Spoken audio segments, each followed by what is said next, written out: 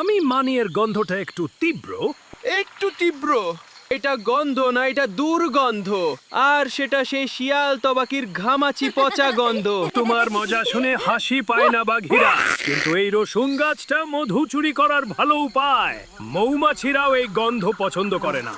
তাই রসুনের গাছ নিয়ে এসো আর মৌমাছিদের থেকে মধু নিয়ে যাও। আর সবচেয়ে ভালো সময় হলো রাতের অন্ধকার, কারণ তখন মৌমাছিরা ঘুমায়। আর একটা জিনিস তারা একেবারেই পছন্দ করে না, তা হলো জল। তাই যদি কখনো মৌমাছি তাড়া করে, জলই তোমার একমাত্র রক্ষা। জলে নামো, কারণ জলেই তারা তোমাকে কামড়াতে পারবে না। আজকের ভাতটা একটু বেশি লম্বা হয়ে গেল না বাঘিরা? একটু বেশি হয়ে গেছে। তাই এবার চলে যাই। আর জলে নামলে তোমার গায়ের দুর্গন্ধ চলে যায়, দেখলে তো?